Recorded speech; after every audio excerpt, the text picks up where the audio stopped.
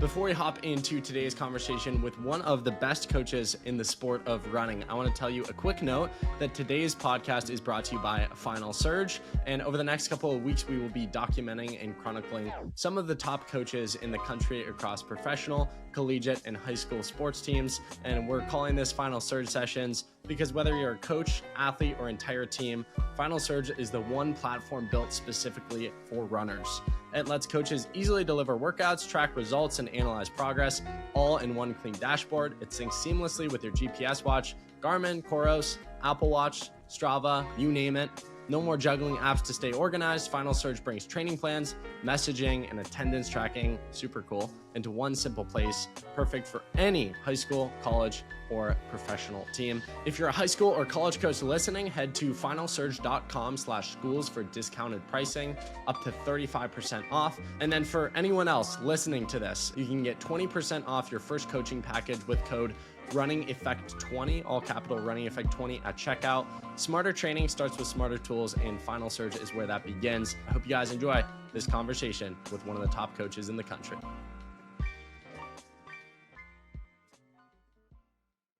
Like, we're an index fund, right? Like, I know this doesn't sound broad, but I'm fascinated by this stuff. Like, we're not chasing a single hot stock. Like, we're an index fund, man, and we just invest day after day after day, and all of a sudden, the snowball turns a corner where the flywheel is really turning. I mean, Ethan Strand is the ultimate example of that. People have asked me, so, man, what did he do in the last year? Everything he did in the previous 3 years. And if you really were here, you could watch the snowball was turning little by little, and he didn't really change anything. It just finally, like, at 30 months, and I told them all that day one freshman year, give me 30 months. All right, at 30 months, it starts to just accelerate.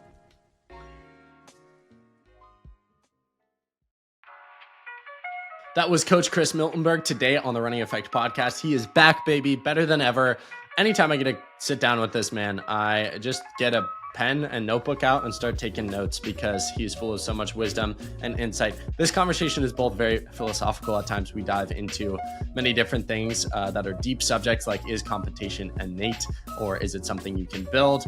What's the difference between pride and confidence? But we also dive deep into the progression and the success of both Parker Wolfe and Ethan Strand, two of his athletes who have absolutely rewritten the history books at the University of North Carolina and taken that program to what it is today, in line with Coach Milt being a coach there and really taking the program to new levels, new heights. Ethan, obviously, just had him on the podcast, made the world championship team in the 1500, running 3:30 and placing second. And then Parker, remarkable performance off of just 6 weeks of training. We dive into not just their seasons, their performances, but also how Coach Milt trained and formed them over these past 4 years to put them in a position to be some of the best runners in the world in the years to come. If you enjoy this one, share it with a friend.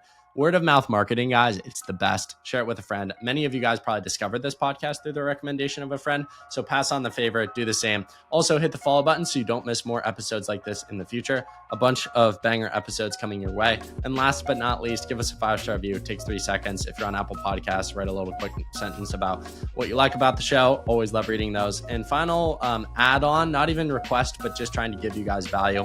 We recently launched a newsletter a few months ago with actually one of Coach Milt's athletes, Alex Osberg, who's now an assistant coach with Nike out in Eugene, Oregon. And every single week, every Thursday, he distills training wisdom, philosophy, all sorts of things that will take your running to the next level. It's a completely free newsletter, and it is linked in the show notes. Probably read my newsletter or something like that with the link next to it. Read it, subscribe to it, pass it along. Appreciate you all. Just trying to give you guys a resource that will take your running to the next level. Speaking of resources, this is the best I got for you. This is one of the best conversations I've had in quite some time.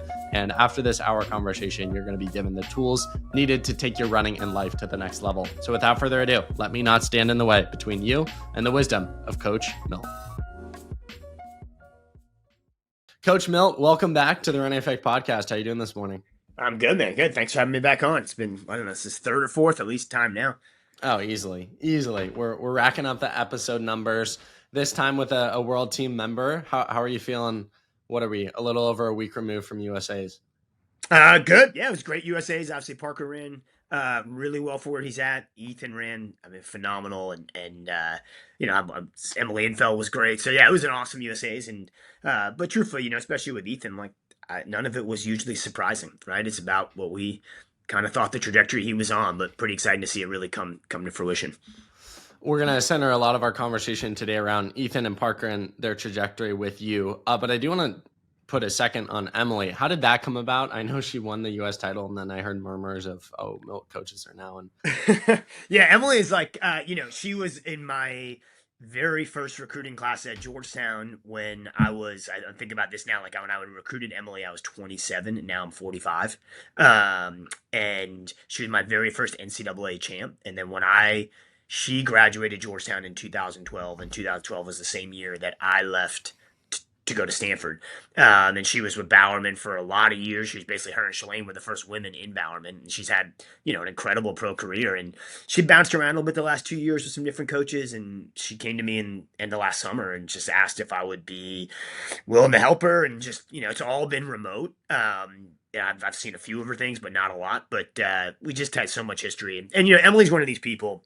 There's a couple people in my career, who I never ever take for granted. Like, man, if they did not trust me and give me a chance, like, I mean, God knows where I am. I'm probably selling cars or something. So Emily, if she ever needs anything, like, there would be anything I would ever do to help her. Would always. So it's actually been a blast. It's been so much fun, and she's 35 years old, and so you're working with like a complete adult here. So yeah, it was really really awesome to watch her win her first title last Wednesday. We talked about in our last conversation, if you'd ever coach professional runners, obviously you see glimpses of it with someone like Emily. The tricky thing there, Milt, is everyone now knows you've coached a U.S. champion, and everyone can look back at recent results from Emily at U.S. championships and then see a year later she wins one with you. Not saying it's mutually exclusive with you, but you should give yourself flowers in that you were a big part of that. Is that a fear? Is that a worry that the inbox is going to start getting full of requests? No, man, that's not a fear at all. I mean, I think that's, one, when I look at Emily, it's like, okay, nothing happens in isolation, right? So nothing we've done in the last 9 months from a training perspective, and really her training is, it's so simplistic, right? Like, nothing we've done is beneficial if you don't look at it in context of what she's done the last decade to then lead to. So, that part's never, ever lost on me. And I think, as I told you in the past, like, I'm fascinated by working in the pro space and just the intellectual challenge of how to be at the very, very razor's edge of it. And so, but, even through this process with Parker and Ethan and deciding what they were going to do next is, making sure anybody I was going to work with, like, they're in the best possible situation for them too. So. Before we dive into Parker and Ethan talk, something I'm curious about with you, because I think there are parts of my life that I feel like are similar to a coach's life, in that you have about way more responsibilities and things in your head than you could ever keep track of. And so something I sometimes struggle with is intentionality with certain aspects, because they just get swept under the rug because there are other more important pressing things. How do you personally keep in mind all the crazy things that you have to do? Like, do you have a check? What's your internal process to make sure each day that you are doing all the different subsets, texting Emily, making sure Parker and Ethan are doing their job, making sure you're good with recruits, making sure your current team's well kept and cared for, making sure you're taking care of your kids and your, marriage? How do you make sure that you're intentional with the different aspects of life? And do you have any systems or processes you could share? No, man, I mean, this is an ongoing challenge for me. I think for everybody. I mean, really, I think one of the things I do pretty well compared to a lot of people out there, and maybe you can look at this as a shortcoming or not, is, man, I don't waste a lot of time on social media. I don't waste a lot. I mean, I know it sounds silly, but like, I think so many people lose so much of their day down these rabbit holes that I think I'm pretty good about discipline on not doing that. And so, and I just really try to start, like, you and I talking offline about, catching up on sleep. Like, I start early in the morning. I was in the office early this morning for the first time in several weeks because I've been out of town, and I just like to do everything. Like, I do all the hardest things right off the bat in the morning and leave the easier things for later. So I think if I start my day good, then I'm usually pretty well focused, and I just have running stuff written down all over, whether it's my notebook, my notes app, and my phone. And but it's hard because you can very easily get caught up in the urgent, which is different than important, right? And so, like, I'm constantly checking or constantly trying to avoid checking my inbox for things that just can easily, like, do the main thing first. And so it's something I'm really actually one of my missions going into this next academic year with my coaching staff is like becoming even better at delegating, particularly delegating email and calendar and text. Like I think so much of my stress is keeping up with my text messages. Honestly, like if I could just not have to worry about keeping up with my text messages, I probably would have a lot less gray hair. So I'm trying to figure out better systems on that so I can do the main thing. So if you have an answer for that, let me know how to do that well. Yeah. Alex would probably be the guy to ping for that. In all honesty, I key from him.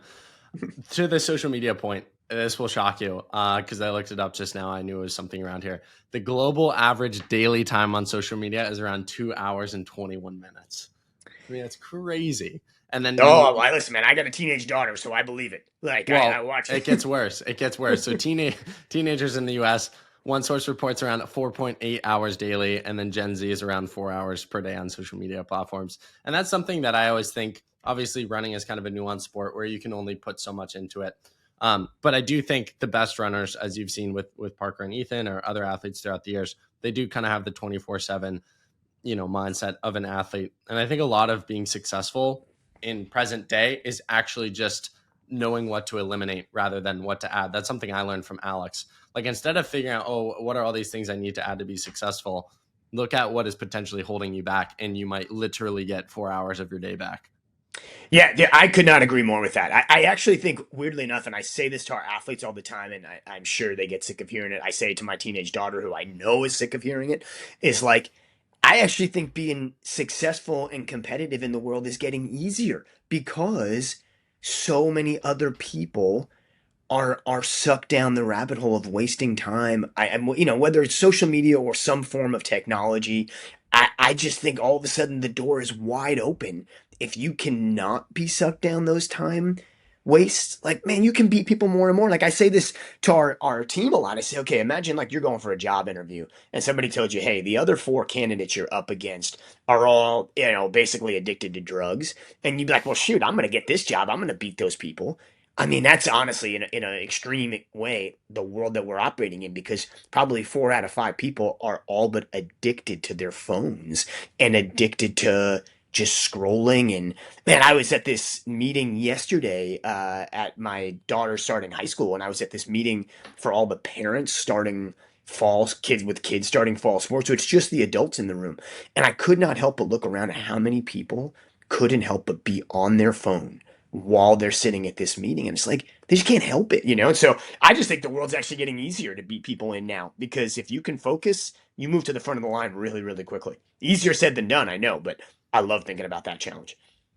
Yeah, it's truly, I agree that it's never been so easy in society to win. My fear is that the extremes are getting more extreme. It's like the people who are geniuses at AI and get $150 million contract from Mark Zuckerberg to come work in Meta. It's like those people exist. And then there are also people exist. Like it's like the spectrums are just getting crazy, and I kind of fear for the middleman.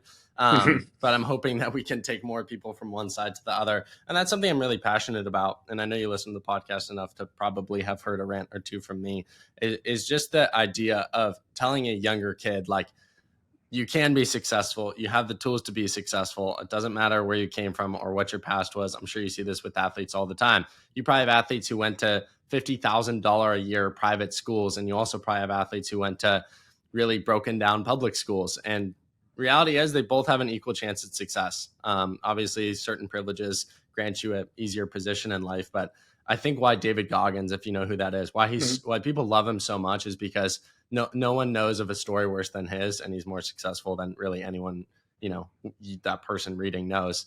And I think those stories are always inspirational, where it's like, oh, wow, this person, you can either choose to view your past or what has happened to you as an occasion to get out and make excuses, or you can choose it to be like, okay, that's the situation. I'm going to overcome it, get through it. In many senses, that's Parker at USA's, if he threw a pity party, no chance he's doing as well as he did. Mm-hmm. Yeah, I mean, it's the old cliche that we all use. It's like, hey, you can't control what happens to you. You only control how you respond. And I think a lot of that is surrounding yourself with other people that have that attitude, right? And so, I mean, there's so much, I don't want to say victim mentality, but more like passenger mentality in the world. And we talk all the time about don't be a passenger, be a driver in your life, right? And I think especially on a college campus with 18 to 22-year-olds, where spend all my working hours, like you see so much of that. And I don't know if that's, maybe that's always been that way, but it does seem in a social media era where you can just kind of drown out and lose hours and days and weeks of your life, not really going forward or backwards, just spinning your wheels in neutral. Like, man, I think it's easy to like get sucked down that hole. But if you're with a group of people like on our team, like we talk every day, we're a counterculture. Like we're a counterculture to like what most 18 to 22-year-olds are. And it's fun to be around other people like that. And it becomes your normal then too. Yeah, quote something up my kind of takes on this. I read a quote a few years ago. It was, and I feel like it was in relation to social media, or at least that's how I view it. Don't get too busy watching other people live their lives that you forget to live your own. And I think that kind of sums up modern day culture. It's like social media. I don't know if you knew this, but I wasn't on Instagram until I created the Running Effect page. Never had a personal Instagram. And if I didn't have the Running Effect, like when that ship sails one day, I'll probably get off of Instagram, because it's like it's a hyper fixated app where no one is posting their bad days on that app. No one. And so it's everyone looking good, living it up, going to Europe, posting about their best race result, posting about their recent training session that they crushed their tempo run, that they ran faster than they ever had before. And if you're not in that position and you're not doing equally as well, you never feel good about yourself. So how do you navigate with your team the social media balance? I know you have like strict no phone rules at practice, but in terms of, hey guys, like, maybe don't be looking at what someone closed their workout in, like focus on us and our process. Yeah, I mean, it's getting harder and harder though, man. Honestly, and maybe it's just because I'm getting older and it's getting harder and harder for people to believe that I understand how important it is in their life. And I do. I get, and I say I have teenage kids too, so like I do get how this feels like reality to you.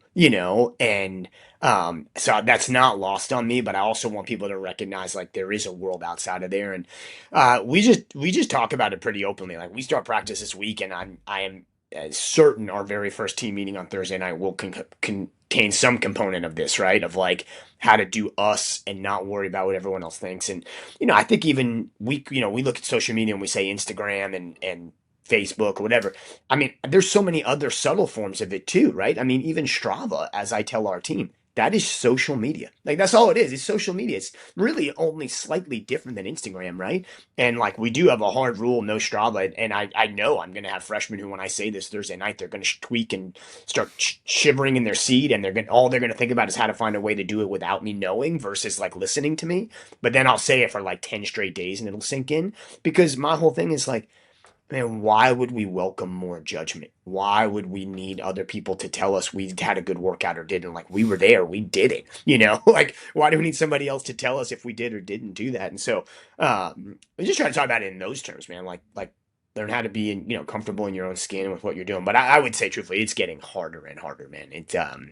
And so I try to be timely and timeless, like align with them and understand how important it is in their life, and that I can't just be immune to it. At the same time, like try to give them timeless values of like, man, do you, no matter what the outside world is saying. And just like, don't get sucked down that hole in your time. Like I'll be honest, like if you look at my social media over the last year, our athletic director brought in this awesome consultant who were Carolina alums, who were PR executives, who really like put a lot of time and energy into helping coaches learn how to do it better, how to manage it better. And so if you look on my social media and you go back about 4 or 6 months ago, that's 5 or 6 reels pop up that I did with these people that are here working with us. And I mean, their understanding of the algorithm was unbelievable. Like how to post this with the right hashtags to get, within days, I'd have 1,000 more followers. Like I didn't even know how that's possible.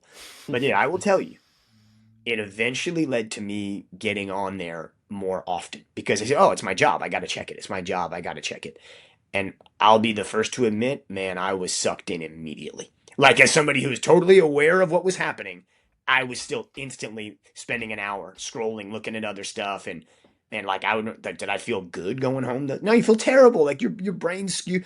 And I'm old enough to know it. Imagine being 16 and not even knowing what's happening. So I was the first to admit, I'm like, my brain is messed up and I've been on this thing a month.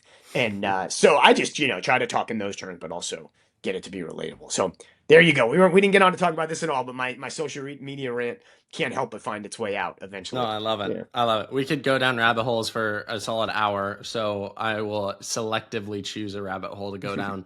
Starting us out with a question, and I asked Ethan this in our conversation this past week, but I want to ask you at first time I had you on the podcast, almost exactly, I think, to the month, 2 years ago, this month, August 2025. You said something to me offline, which was you got to get Parker and Ethan on the podcast. They're going to do big things. Got to get them on the podcast. You know, I hate to make a request. You don't have to, but you should. And I got Parker and Ethan on, who at the time were decent runners, but compared to the people I was having on, were nothing extraordinary. I think they'd both made NCAAs once or twice. Where did those words come from? What did you see in them that you knew that they would ultimately do everything they did after the fact? When you said that to me back then. I remember that clearly too. And I think it was the summer after their sophomore year. So I think, at that point, Parker had been fifth at NCAAs in the 5 indoors and out. Ethan made the final, but was last in the 1500 final in Austin that year. And I think he'd run 355 indoors that year. So I remember that so clearly. And I actually listened to your episode with Ethan where you asked him that question. And I think his answer was dead on, was what I saw with these two guys from day one of freshman year. And you have to remember, like, their trajectories were not the same the first 2 years, right? They were very different. I mean, Parker hit it almost from day one, and Ethan truthfully didn't. And but what with these guys is they are so fiercely competitive, and competing is the most fun part to them. Like, they love that part. And, in a sport where there's so many people who would love to train and are scared to compete, these guys have never shied away from competition. Is the most fun part for them. Still is now. Ethan going to the USA final last week. I mean, man, it's amazing to watch. It's inspiring. He is like a kid playing basketball. Give me the ball. Let's go. Like, he loves it. It's fun. And so, I think they're just so fiercely competitive, and it was always fun and positive to them. And, I think a lot of people, even people in our team who look up to them, sometimes miss that part. Right? They think, oh, they got that way once they had success. It was like, no, man, they were that way before. And I, Ethan's freshman year, he had some success. He runs decent cross country. He ran 401 indoors. We redshirted him outdoors because he got a stress reaction in his shin. And I remember talking to him about, okay, dude, let's reverse engineer how you got hurt here. And it's like, truthfully, your sleep schedule was terrible. You were playing Xbox all night, all this stuff. And it's like, listen, the only thing that was going to motivate Ethan Strand to change those things wasn't me yelling at him or anything like that. It was not winning, right? It was not. He looked around and he saw guys in his class that he beat in high school. And he was like, that's all he needs to know. Right. And so any changes he made were driven by pure competitive drive, and so long answer to your question, man, I think is that for sure. But honestly, I don't know if I would say they're like so much more physically talented than other people. It's like they love to compete and they love to push themselves. I asked Ethan this question too. Honestly, I think that was my favorite conversation with Ethan ever. I think I asked him a few questions that he gave really insightful responses to. The second one that I'd love to ask you as well is, do you think competition is innate, or do you think it's something that can be trained, can be developed, can be learned? That's a good question, man. I think it's probably a little bit of both, right? Because, I look at these two guys and really there's such similar through lines to all the best people I've had. They're so similar to Grant or Sean or Elise, Emily, but I can't really reverse engineer how they got this way, right? And obviously I wasn't with them their childhood, but I try to see what's the thread of how they ended up this way. I can't really find one, right? It is, so there is definitely an element of just innate love of competition. I also think it's framing, right? I think it's framing from when they were kids with their parents, how they talked about competing, through how I think we talk about it. It's like, make it fun. This isn't, their identity's not fully tied up in it. Right? I think Parker and Ethan, truthfully, they're not afraid to lose, because they're not afraid to go for it, right? They're not afraid to take swings, and truthfully, they have both gotten their ass kicked plenty of times. And when they do, they walk away and they say, man, that sucked. I don't suck. That sucks. Whereas I think the people who are so tied up in fear of failure because it crushes their identity, then competing is zero fun, right? Whereas dude, they believe in themselves innately. And so I think it's probably a hybrid of both, right? There maybe were some innately, wired that way, but also just have been really well taught too. I remember the kids in high school who wouldn't train at all, and then race day would come and they would get wildly competitive, and maybe they could pull out a decent performance because of that competitive drive. And as I was thinking that thought, I thought, okay, so the competitive spirit also matters with training, because I do think there are select individuals who they really only care when there's something on the line during the race. But it almost starts before then in practice with that kind of same competitive drive to be like, no, I'm not going to play Xbox tonight because I have a workout tomorrow morning. So I think competition and competitive drive is also shown through training. Could you make that distinction for me and speak more into maybe lessons from Parker and Ethan, the ways that they showed up to practice each day? Because reality is they could have that same competitive drive, but if Ethan's not training, he's probably in, 350 shape for the 1500, not 330 shape. And he had to show a level of competitive drive to get in 330 shape to then actually be competitive and be in a position to be competitive. Yeah, no, that's a great point, man. And one of the things I say to our team all the time is the great ones, a really consistent theme is they connect the dots on everything. And people that never were, like never could have been as good as they were, don't see the intersection of everything, right? And so you hit the nail on the head is like, it is very easy to compete on Saturday. What are you doing the other 6 days of the week to be competitive? And it has to be through that lens, right? Like you should not go to bed at 9 o'clock because I said so, because it's physiologically the right thing. You should do it because you want to beat this other guy, right? And you have to have that competitive drive. Dude, that has to be the lens through which you see everything. And I think Ethan and Parker are two good examples of people who needed to learn that because, and Ethan even more than Parker, and I'll say this like, unapologetically is like he needed to learn that because he got away with it in high school because he is such a fierce day of competitor. He's so tough. He's truthfully really talented, right? So, like you said, man, he could stay up play Xbox 6 nights a week in high school and then still beat everybody on Saturday, And it was like it took that not working anymore freshman year for him to have to change that.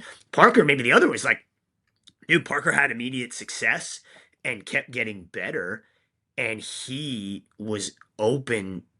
I pushed him so hard on so many details, and it was even harder with him because he was like, "Well, I'm doing well." It's like, "Yeah, but don't you want to do even better?" And it's like, so he did. Like, you had to tap that vein of like, "Yeah, but dude, like, you want to be even better." And if you tapped that vein, he would do anything you said then along the way. And so I think long answer, but that to your question is dead on. Is like the great ones see that connection and they are competing on not even just in the workout on Tuesday morning, like they are competing on what time they go to bed, right? They are competing when they do their movement prep series of like, yeah, I want to beat the other guy. I tell these guys this story all the time. I'll never forget. If you're my age and you were running in the early 2000s and you remember how dominant Stanford was at the time, particularly Brad and Brent Hauser, right? And Brad Hauser won 5 NCAA titles.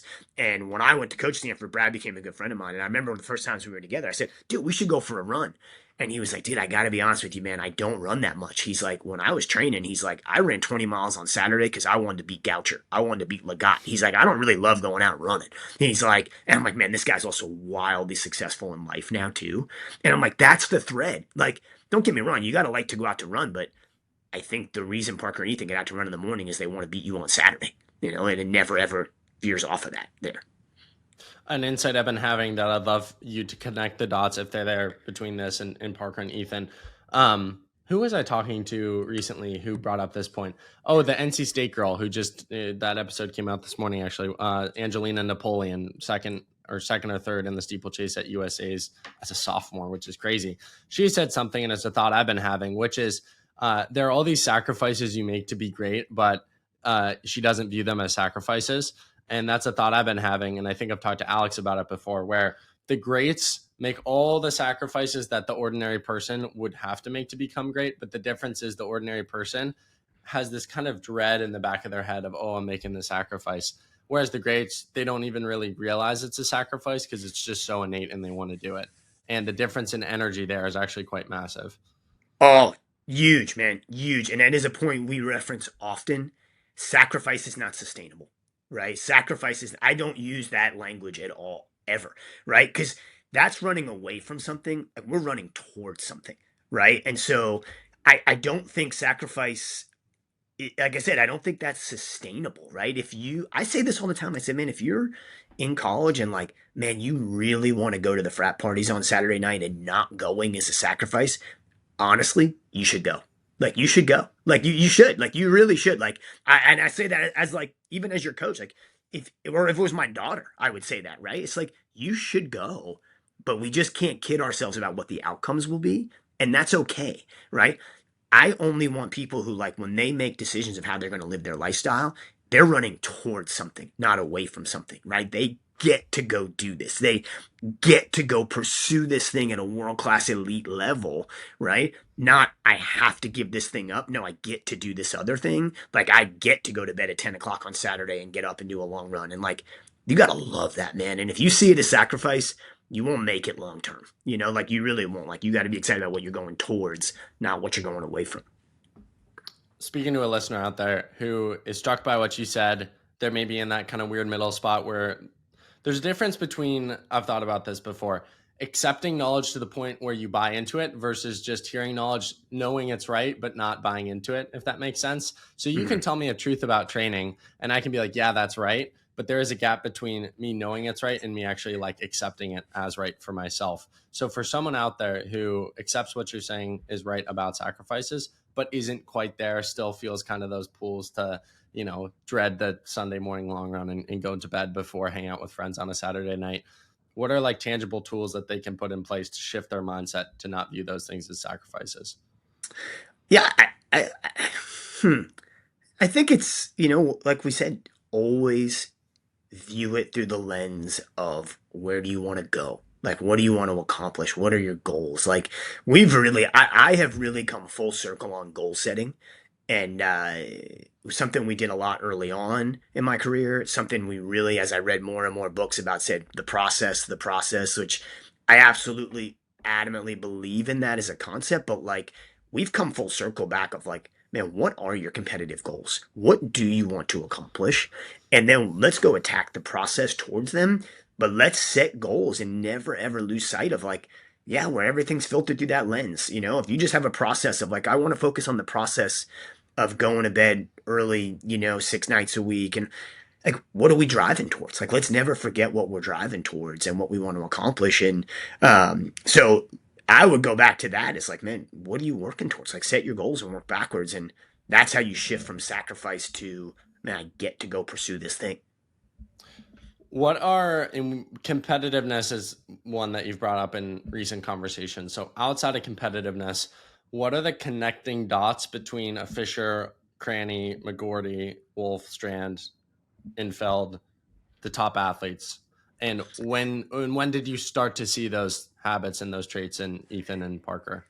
Yeah, I think, a couple of big ones that I come back to because I think about this all the time. Like, what is the thread? Because, dude, we're trying to recruit the next people like this, right? And so we're trying to find the next one. And how do you reverse engineer even maybe what you didn't know and you stumbled on luckily at the time? How do you try to find it again? And I think a couple of the things are one, ambition, right? Like, which really does go in line with competitiveness, but it's ambition too of like, dude, so many people in our society today and I have kids in this space, right, are just pursuing getting to college. They're just pursuing getting on a college roster. They're just pursuing getting a scholarship, whatever it might be. They don't have a goal when they get here, right? Like, and that's a really obvious statement, but like you have to still have competitive goals when you get here. And you would be astounded how many people, even in the elite Division I level, don't actually have competitive goals anymore. They say they do, but they really don't anymore. Those people you just mentioned all had massive ambition. So the goal was never to get to college. The goal was, what can I do in college? So we try to filter that out in the recruiting process a lot. The other one, innate self-belief. An innate self-belief, I doesn't mean they don't doubt themselves at moments, but they do it anyway, right? But that deep innate self-belief, and every one of them in a different way, very early on in their college career, and maybe their very first race, and I can think of this with Emily Infeld all the way through Parker. Man, they did not hesitate to go get right in it when truthfully there was no data telling them they should do that. And with every one of them, that has been the moment I knew. That has been the moment I knew. Like, and oh man, that is consistent through everybody you just named there. It's like, okay, you're a freshman, you're 18, probably should like have a conservative race plan. Nope. Gun went off and they went and got right in it. And maybe they didn't even succeed in the end, but their innate wiring was to go do that. Every one of them that is dead on consistent all the way through. And it's like, whew, that's coming from somewhere. There's something inside of you that just was like, yeah, whatever, shoot the gun, I belong near the front. And like, that is dead on consistent to all of them there too. What's the difference, would you say, between pride and confidence? Because it sounds like confidence, innate self-belief, belief, confidence kind of could be used interchangeably. Pride in culture gets demonized, I think, rightfully so. But I've had this realization sometimes that the most successful people are prideful, and it's the kind of common sentiment that your greatest strengths are also your greatest weaknesses. So how would you distinguish confidence from pride? That's a tough one, man. I don't, it's the nuance of that.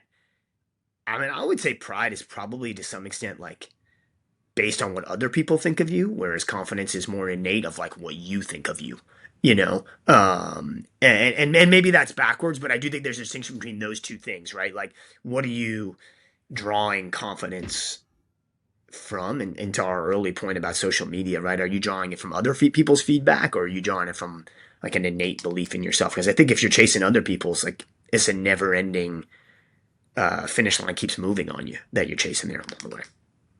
Do you see in athletes that, because the thing is with innate self-belief and confidence, sometimes it works out and it pans out, and sometimes maybe this is where it becomes pride. It's so big that you can't realize your shortcomings, and you can't realize, no, I was actually stupid in that race, and I was like almost too confident, and no, I'm not that good yet, but I'm going to get there. How do you work with an athlete who has a ton of innate self-belief, but they almost haven't earned that innate self-belief?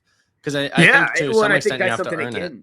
Yeah, the great ones have that humility too, right? Like, and I think about if you hung out with Ethan or Parker, like, they are very socially confident guys and come out that way, and come off, even if you talk about racing, they're confident, but at the same time, like, man, they are very, very open to feedback. They actually, I would take it even a step further, is like they push me on feedback. Like, if I just tried to give them positive feedback only, they would push me harder of like, yeah, but what else can I do better? Like, what can I do better? Where am I not at yet? What did I mess up there? And like, if I didn't give that to them, like, they would push me until I did, and so they're constantly seeking that, and they have that humility to recognize like there's always something we can learn and do and get better here too. In an ideal world, you get a freshman this fall. What are traits you see in them on week one? I mean, what you're coming up on here. Traits you see in week one that they would be great because of those things. Urgency, man. Like, I think about, one of the things we talk to our freshmen a lot about this coming in this summer, right? Leading into start of freshman years, like, there's that whole question, am I going to redshirt or not? And, man, I always answer it the same way, but I think their response tells a lot. It's like, hey, we'll decide that once you get here. But the number one thing you got to do is assume you are competing, right? Like, don't waste a day, because the second you start thinking, oh, I'm redshirting, and man, I have had people who are like, oh, I really want to redshirt. You're screwed. Honestly, if that is your mentality, like, man, we are starting at a hole. Like, I got a couple of these guys coming in. I think about, I got Tommy Latham, I got Joe Barrett coming, some other really good guys. Like, I know these guys want to compete, right? And you have to have that the first day. And if we end up redshirting anybody, they should be pissed. They should be like, oh, but I want to do it, right? Your job is to want to do it. The second it's like, well, I want to train for a while.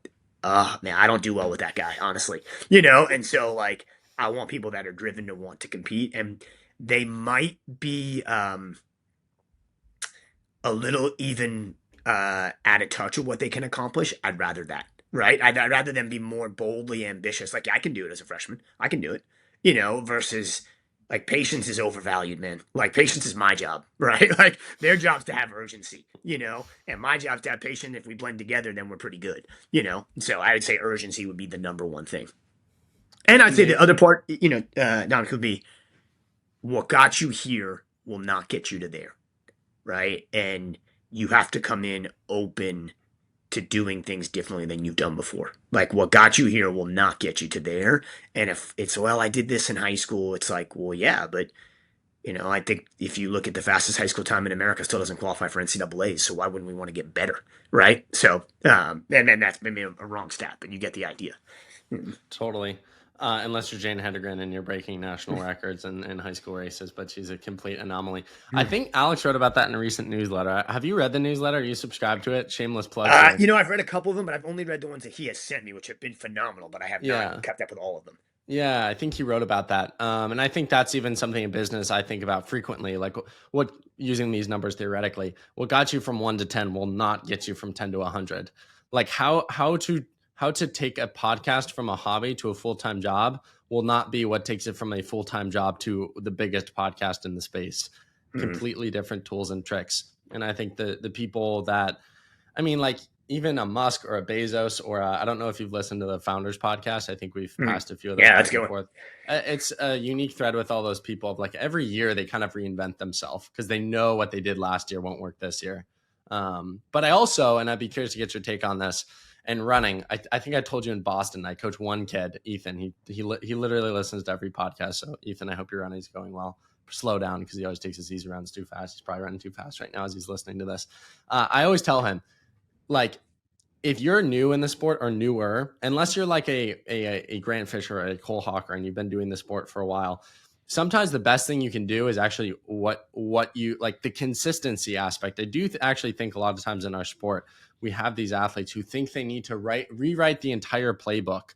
I know something from reading Alex's writings about you. I don't think you do like the same workouts all the time within the season because then you just compare and it can be a dangerous mental trap to fall into. And I think we undervalue sometimes the power of doing the same thing in the sport because if you're consistent 48 weeks out of the year, rather than you do something new and you get injured, but you were really good that week that you did something new, like the consistent person is always going to trump the other one.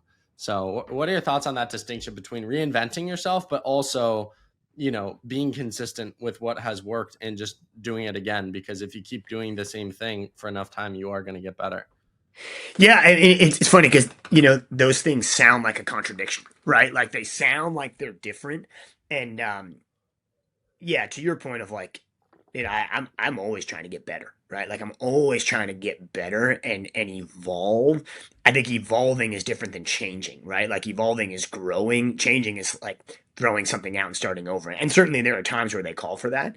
But evolving, like I was with Sean McGordy yesterday and we were talking about training and he was like choking. He's like, man, you are a way better coach now than you were 8 years ago. I was like, I hope so. And I hope I can say the same thing 8 years from now, like, and, so I think there's evolving for all of us. And I think that's what I would ask our freshmen to do is like, hey, be willing to evolve and grow. But I do agree with you, man, from specifically in our sport, but probably it's applicable to almost any successful person in life. There is an element of just consistency day after day after day. I mean, I was a finance major, man, so I use a lot of like investment analogies when we talk about training. And it's like the most simple concept, man. Like, dude, I like we're an index fund, right? Like I know this doesn't sound broad, but I'm fascinated by this stuff. Like we're not chasing a single hot stock. Like we're an index fund, man, and we just invest day after day after day, and all of a sudden the snowball turns a corner where the flywheel is really turning. I mean, Ethan Strand is the ultimate example of that. People have asked me, so man, what did he do in the last year? Everything he did in the previous 3 years. And if you really were here, you could watch the snowball was turning little by little. And he didn't really change anything. It just finally like at 30 months, and I told them all that day one freshman year, give me 30 months. All right, at 30 months, it starts to just accelerate. Dude, it's like your investment portfolio, right? Like the bigger the principal, the bigger those small, like the bigger the number on those small percent returns becomes, and so yeah, I do think it ours, but that's probably true. I think that is true in anything in life is like, man, just keep doing it day after day after day. Put the money in the bank, and eventually the snowball will roll too. How do you know if you're on the wrong trajectory? Because I think trajectory is more important than speed, right? If you're on the wrong trajectory and you're doing the same thing every single day, you're going to end up in a place you don't want to be in. And I think you've shared this insight. I think it was you, so correct me if I'm wrong here. But I think there was one season where you were maybe it was last cross, or I'm trying to think, where you were maybe hitting the workouts a little too hard, a little too early. How did you have the self-awareness to know, okay, doing the same thing day in, day out only works if you are if that day is the right sort of day, if the trajectory is right, how do you have enough self-awareness to catch yourself if it's not? Yeah, that's a tough one, man. I think I think it's tricky, right? Because if you start evaluating every single day, that's kind of a cycle for self guessing yourself. So, like second guessing yourself every day, right? So, I think when you and I had that conversation about that cross country, it was all after the fact, right? It was all when I could, zoom out when it was all over and look back and say, okay, this is what I learned from this whole thing. But while you were in it day to day, you have to believe in what you're doing. I don't know if that really answers your question. I think that's a tough one to balance. Like if every single day you're evaluating, am I the right trajectory? Then like I think about this a lot, obviously right now, man, the college athletics transfer rate is through the roof, right? Or even if you think about a lot of these pro athletes in our sport that are bouncing groups every year, what I would say to anybody like that is like, you can never make that evaluation during the year, right? Is like, hey, you have an annual review with yourself, whatever, but it cannot be daily. It cannot be in season. The day you step back on campus, you do not assess again until the year is over. Whereas if every single day you're like, is this the right place for me? Is it? You'll never be successful, and then ultimately you'll conclude it's the wrong place, right? It's like, hey, if I'm throwing arbitrary dates out there, but it's like September 1, the season starts. From September 1 until the last race on May 30th, you don't evaluate, you do. Right, you do the next thing, and then on May 30th, you step back, or maybe probably wait a week. Then you zoom out when it's unemotional and say, okay, but to do it every day, which is I think what a lot of these transfers do. Oh man, I don't know if you'll ever get the ball rolling then, too. I think Adam Spencer, diving back into Ethan and Parker, I think it was Adam, but it may have been someone else. He said something about Ethan, which is he knew Ethan would have the type of season he's having now when he saw how well he did in cross, because he was like, well, he's not really a cross guy, and he's kind of just hanging with the top guys here, and this is quite impressive. His base has gotten to a ridiculous level. Yeah, he's going to rip when it comes to his events. Did you see something similar in Ethan last cross country season, workouts, training, and the races, that, okay, he has really leveled up in something that isn't his forte. He's going to crush it when he gets to that point. Yeah, 100%, man. And I think it's foundational to just our program of how we train and how we do everything is that we are strength oriented, right? And like you want to run a great mile, run great cross country, right? And strength is the foundation for everything. And you don't ever say to Ethan Strand, you're not a cross guy, because during cross country season, he's a cross country guy, right? Like, and we'll always think that way. And that's why he ultimately ran 330 and 348, is because during cross country season, he was about running great cross country, not, oh, this is how I'll run a good 1500. Dude, he doesn't care if it's 800, 8K, 10K, shoot the gun. He wants to beat you, right? And like so he never saw it that way. It was like, and if you look, I mean, he steadily did, right? His freshman year, he actually ran really well in the 10K regionals. He just wasn't strong enough to do it again a second time. His sophomore year, he got 67th. His junior year, he got 45th, which really was like not reflective of how good he was that season. I think I just had those guys tired at that point and screwed up, right? And then he probably should have been about 20th to 30th that year and been an All-American. And so I think it was a very logical progression, like he ran a really, really good 5K every spring he's been in college, right? Quietly done it well. And so that's foundational to how we train. It's like we are strength oriented, and Ethan has always believed in that, very, very much from the very first day too. So yeah, that I mean, that is the lens through which like you could see it coming. I mean, I said that to a bunch of people in the fall. I remember talking to shoe companies and they said, man, I'm telling you, Ethan Strand is going to have a great year, and his cross country is really, really good. But if you know him, you know what this is going to lead to too. What was he eighth at cross nationals? He was eighth, yeah. Him and Parker was seventh and eighth. How in the world do you coach someone to eighth in debatably the most stacked NCAA cross country race, or one of them in history, to then what? Let me think. 8 months later, run 330 and almost win the U.S. title, and definitely the most stacked U.S. 1500 meter championship we've ever seen. I mean, it's just doing what we do. I think when you ask how do we coach him, it's like we just coached him. Like we just coached him like we coach anybody.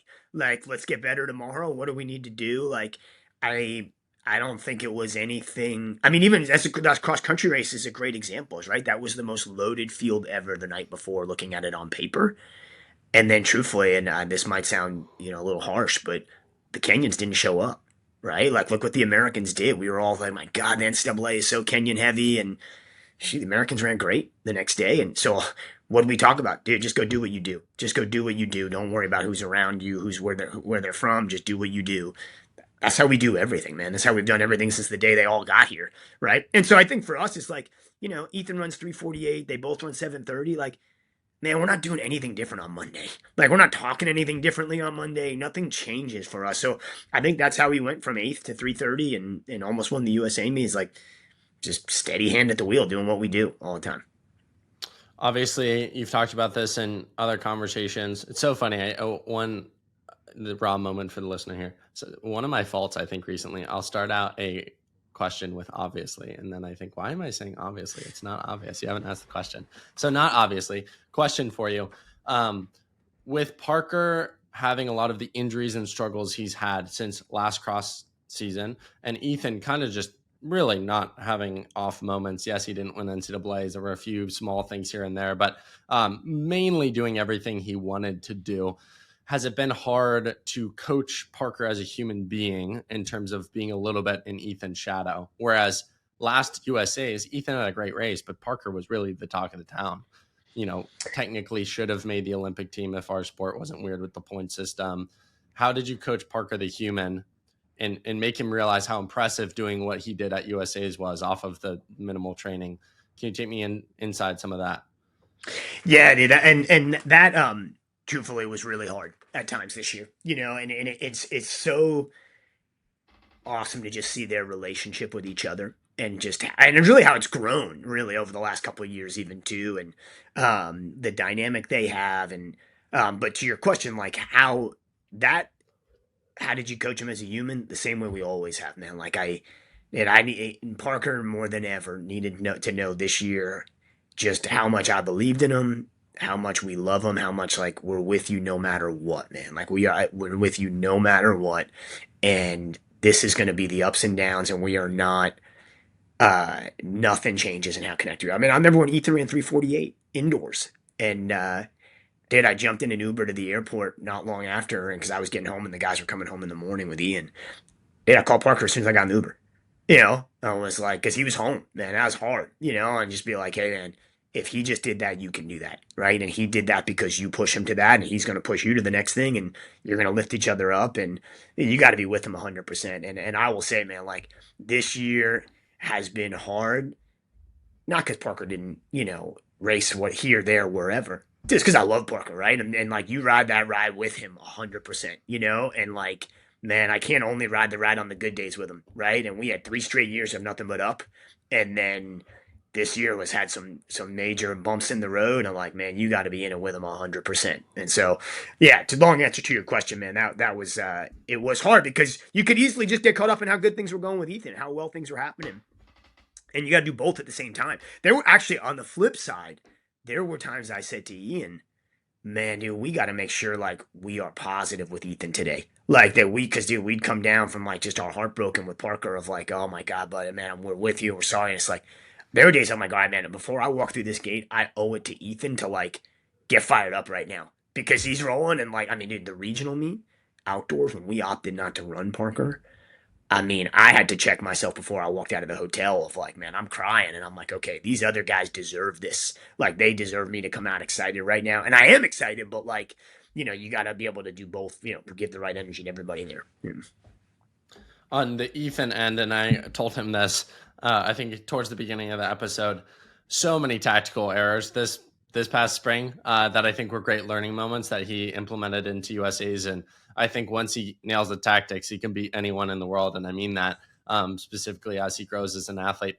How many, we don't think of watching film in this sport, but I'm sure you have, and you did with Ethan or you did with Ian and tried to figure out, okay, what do we have to tell him so this doesn't happen again? What were those moments of coaching like? I just feel like on podcasts, I don't really hear coaches talk about tactics and how you learn them and what you do with an athlete.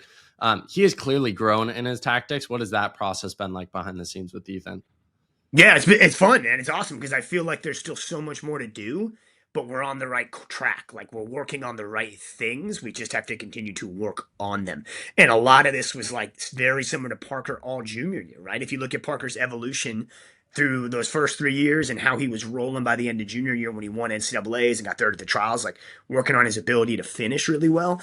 So Ethan, I mean, this has been a really clear thread, and I actually love talking about this, man, because it's so exciting to think about where this will go. And I think the two big things you see with Ethan's NCAA and USA races, while they're dramatically different because one is at 348 pace and one's at 330 pace, right, was decisively putting the ball on the tee with a lap to go. It's like, man, don't put yourself in a spot where you got to hit the ball from the sand trap. Like you got to decisively put the ball on the tee with a lap to go, and then, man, go last, right? And Ethan has the best three-step acceleration I have ever seen, but he's got to learn how to meter it out at the right moment and the right time, right? And if you look even at the USA meet, right, he really, I mean, is incredible because he didn't do great on either of those things, right? He was decisively in a great spot until the bell, and then right at the bell, all of a sudden he's eighth again, right? And it happens in a blink of an eye. And he knew it enough to know down the backstretch he had to go really wide and really hard, and he got himself there before the turn to be in a great spot.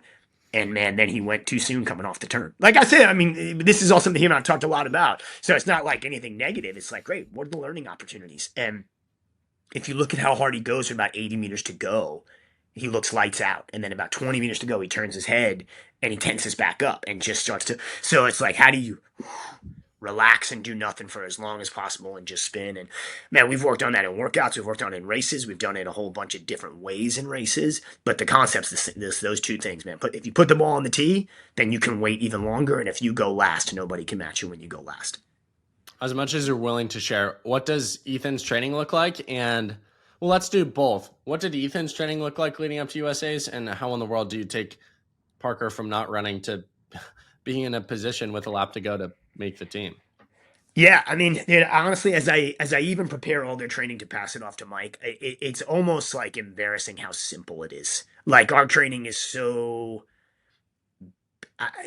basic, consistent, fundamental in our concepts, and we've done the last 6 weeks what we do all year, right? We went back to strength work, we went back to base work. I do think one of the things we do well with those guys, with all of our guys, is, man, I do think like there's a huge overvalue placed on like high intensity specificity.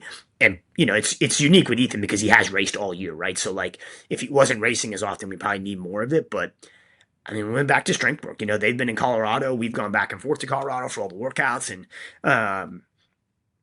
so yeah, I mean, share any specifics you want, but if you look at it, it's just like, I do think when you get nervous late in the season, as coaches and athletes, you feel the need to show it in practice more often and touch it. And dude, Ethan did not. I mean, between NCAAs and USAs, he ran Prefontaine.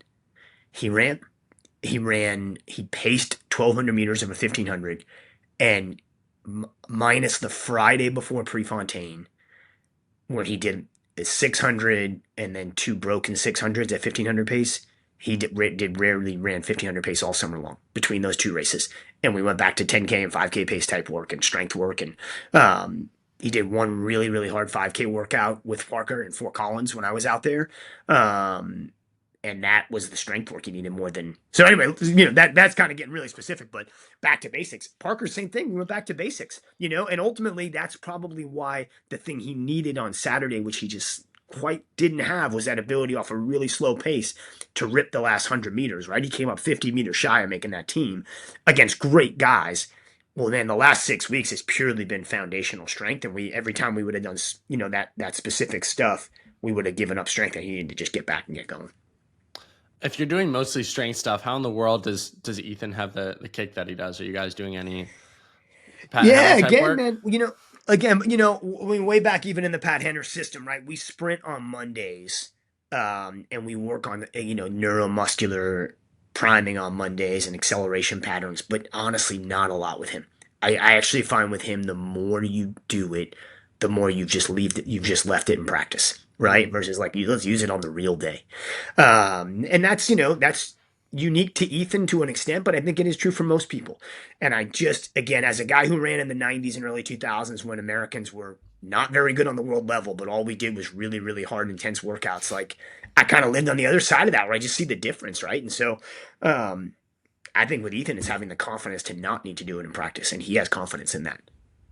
You mentioned Mike, wrapping up this conversation here, obviously kind of passing the torch to athletes who have just dominated within your program within the NCAA, now at the world level or national level, soon to be world level for Ethan. Take me through that process. I know last time we talked, you were potentially discerning coaching them. Obviously, they signed with Nike. Go to Mike. Take me behind the scenes of that process, and what are the emotions knowing that you're passing off, two guys that you poured your heart and soul into for 4 years? Yeah, man, it's been a long. This is a long story, but it's been a long journey over the last year, and I'm so glad that it's taken an entire year to play out. Right, these are conversations that the three of us, me, Parker, and Ethan, started having after the trials last year. Right, they both, as you had them on the show. They signed NIL deals with Nike after the trials, and a lot of even that decision was okay, guys, like if you go all the way back, it's like, hey, let's not do an NIL deal with anybody you are not confident you could see yourself going with after college, right? I think a lot of athletes jumped into the NIL space without thinking that part through and really understanding the language of these contracts that like, so they, I'm gonna give you the whole story start to finish here is like that started then was like, okay, guys, like, Nike's a place you absolutely could see yourself within their brand, depending on which coaching could vary. But so they started that deal. And so then those conversations started over the whole last year. Right. And man, I'm glad it took a whole year to play out because I needed a lot of time to think about what I really thought was best for them. And then a deal I made with myself all the way back when I had Emily Infeld, right? My first NCAA champ, Emily, through Grant, Sean, Elise, all of them, was like, I'd never, ever, ever let somebody stay with me or I want them it for my own benefit or just because I wanted to coach them. And I'd never let somebody stay if I wasn't absolutely certain in my heart I could look in the mirror and say, this is the best place for them to be. Right. And I'm pretty proud that I really did hold myself to that. Like I really did. Like I a lot of people I could have convinced him to stay for my own ego or whatever. And I was like, no. And it was very clear when we were at Stanford, like, no, at the time, Bowerman was the gold standard, right? Like if for Sean, for Grant, Elise, like it was obvious, right? Anyway, to these guys, over this last year, we talked a lot about them staying and they wanted to stay.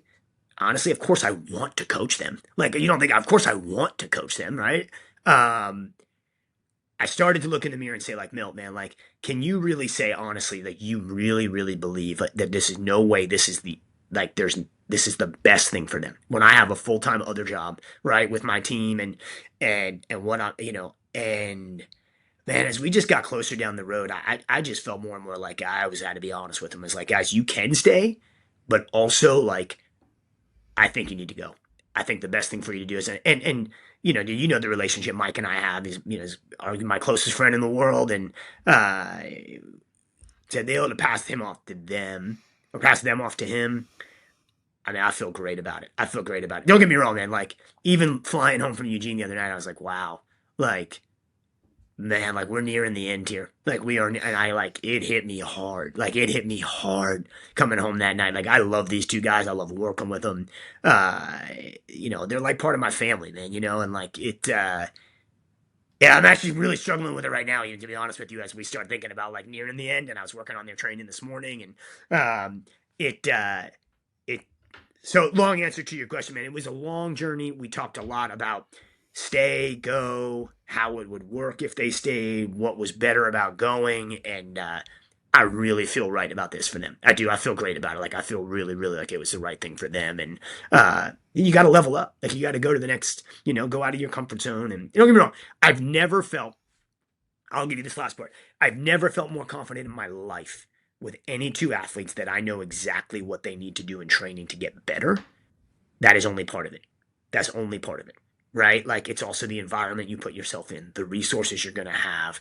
Can you have a coach that's with you full time? Right? Like Mike's going to coach 10 people. I coach 40 college athletes, right? Between men and women. And right. And man, I'll tell you honestly, dude, this summer's been awesome but it has been really hard. Like really hard. Like I've barely seen my family this summer. Like my kids start school next week. I start practice on Thursday. Like we're back. Summer's over. It came and went, never happened. Like we never went on vacation. We never did anything because I was going back and forth to Colorado all the time with these guys, and I was in Eugene, and I may be in Tokyo, and I wouldn't trade it for the world. But man, I don't want to do it every summer, to be honest with you. like I don't. So I feel great about like they're going exactly where they should be going right now. I think the beauty of that, and I'll keep my words short here because I know we're nearing time, but you notice with the best of the best, so the MJ, Tiger Woods, Tom Brady, there was this quote, but I can't wrap my mind around it. Basically, the best of the best got there by sacrificing everything else along the way, and that's why Tom Brady, you see the divorce, Tiger Woods, so many issues that could be a podcast in and of itself. The MJ, the gambling addiction, like these people had these like obsessive personalities to an extent where it worked in one really small facet, but it really never translated to like family life, relationships, friendships, kind of full sustainable outlook. What I really appreciate with you there is, correct me if I'm wrong here, but it's valuing, family over coaching Ethan and Parker or taking on more pros or whatever that might be. And that's not to say professional coaches don't value their family, but you very systematically sitting down and saying, okay, my kids are still young. I value my time with them. I value my summers with them. I can't do this every year for the rest of their lives. I value being a husband and father. And sometimes that is going to be placed and put above coaching and coaching professional athletes. Was that a hard conclusion to come to? And even if it's an easy conclusion to come to, it can also still be hard in the process. And correct me if I'm wrong on any of those assumptions or judgments, but it sounds like, that was kind of what it came down to was, I don't want to do this every summer while my kids are still young. And I want to go on vacations with them and pour into them. And just as you coach professional athletes, you've got some kiddos that God placed in your life to coach as well through life. Yeah, no, it's both, man. It's both, and it's one, as I said earlier, right? Like step one was like really being able to look myself in the mirror and say, Milt, like, did you do what was best for these guys? Not what was best, not what you wanted, right? Like, and the more I really got down on the nuts and bolts, it was like, man, I just don't think that you could tell yourself, hey, being in Chapel Hill, North Carolina today with a coach who's also coaching a college team and not near the Nike resources that they're going to build out there. It's like you can tell yourself that's better, right? That was step one, right?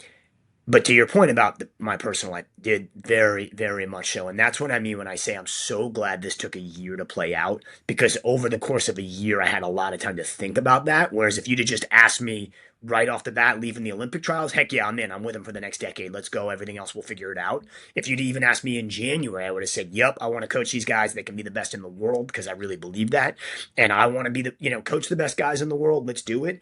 I will tell you, like the last year, I have almost basically coached these guys as pros, right? I mean, that's really what it's come down to, right? Like I basically have. And I've been on this ride with Parker and like through the challenges and like the amount of times I said to Ian, like, man, thank God we experienced the hard years with Parker like this, because that would have been also a reminder of like, hey, we can coach Parker as a pro when things are going well, but like, dude, do we have the bandwidth when this happens with anybody, Parker, Ethan, whoever, like to be this down in the trenches with them while we're coaching the college team? Man, that took a lot, right? And but dude, get very personal on this. Is like, yeah, I'm 45. To be honest with you, like, I really, really am fascinated with coaching pros. Like, there is not another university in America I want to work at ever again. Like, literally, right? The only thing that interests me other than being in North Carolina would be coaching pros. The only thing I don't want to do is both at the same time, right? Because I truthfully, my best friend is Mike, and I watched him try to do it for 3 years, and it nearly killed him. Like, it nearly killed him. We got to the picture trials last year. My wife hadn't seen Mike in a while, and she's like, "Oh my God, Mike looks exhausted." Like, and I thought, man, like I have 10 years left of having a kid at home. My oldest kid's starting high school. My youngest one's in third grade. All four of them, right? Did I have a whole second act? Later. I can have a whole second act later, right? Life is too good right now to mess it up. Life is awesome right now, right? I love the stage of my life that I'm in. I love the ages my kids are. I love where we live. Like, I love our flow. And so, yeah, I took that part really, really like very, like Colleen and I talked about that a lot of like, just because I don't do this now doesn't mean I'll never do it, right? Because there was that moment of like, wait a minute, these are the guys. These are the two. Like, this is it. Like, this is how we go plant our flag in the pro side. And you see how that starts to sound selfish, right? It's like, oh, that's for me. It's like, no, like what's best for them. And like and honestly, last part I'll add to, I start practice Thursday, cross country. I am so psyched to not have these guys on the team. And I don't mean that literally. Obviously, my point is I'm psyched for the next act. I'm psyched for the next chapter. Our guys are psyched for that. Like, man, I'll tell you this, and now this is just a competitor in me. We're going to show the world we can do it again. But like, we're going to do it without them. Like, that's how good we are, is we're going to do it without them, right? And like, I'm so excited about that, too, of writing the next chapter here. And so everything is happening exactly how it's meant to be right now. That bleeds into final question for you today, which is how do you replicate what Parker and Ethan did, or maybe not even replicate, but do better? Like something I always laugh at. I'll catch myself saying, we'll use Ethan for example. Oh, he's the next Cole Hawker. And it's like, no, he's the first and only Ethan Strand. So I guess for your team, how do you maybe not reinvent? I'm trying to come up with the words here, but how do you replicate some of the success and some of the character traits, the competitiveness, all that, so that a podcast 3 years from now, we're looking back on this and we're like, oh man, you redid it, Yeah. Tommy Latham is not, what'd you see in him, blah, blah, blah, that sort of thing. How do you do it again? Yeah, you don't replicate. You coach the next guys you got for who they are, right? And you don't replicate. I one of my notes to myself is like, I'm going to talk very little about Parker and Ethan in all of our team meetings. I will draw on the things about them that made them successful that are universal. But also, like, our guys want to hear about how they're going to get better, right? And yeah, we're going to draw from our past, but we're writing the next chapter right now. And so you don't try to replicate. I mean, truthfully, this is going to go back to like a foundational Carolina cross country team, which is this. We were depth, right? When I first got here, truthfully, we hadn't made NCAAs, but we got good by being about beating people on depth. And then we got really good up front, obviously. And I think our depth thing didn't evolve as much during that time period because it didn't have to, right? And we have we track a lot of metrics, right? We track a lot of metrics about where we match up in the ACC, where we match up in the region and in the country, of like depth, how many guys under 14 minutes, how many guys at regionals, who scored more points from 800 meters and up at the ACC meet. We track all of that, and like Parker and Ethan kind of hid some deficiencies there in the last year and a half, to be honest with you, and like our guys know it, and they're excited about like, hey, we're going back to how we built this thing, which was on like every single guy matters. No single guy can carry us. And so we're going to go back to the basics and then we're going to coach the guys we got to get better. And, Parker and Ethan, they always say like, man, leave it better than you found it. They left us in a way, way, way, way better spot because they showed what can be done here. But like, never forget how hard they worked to do it. Like, we go back to the work and to the basics again. Milt, thank you for the conversation. As always, round 4, 5, 6, 7, whatever we're up to in the books. Best of luck with this season, and excited to look back on this a few years from now and say it was the start of the next chapter in a beautiful way. And I know the next chapter is going to be more incredible than I could even think of, because I know that you get it done at every single level, at every single school, at every single chapter. So appreciate the deep insights and wisdom, as always. Yeah, thanks for having me, man. I love it. I know we always go long, but I enjoy it. So thanks a lot, Tommy.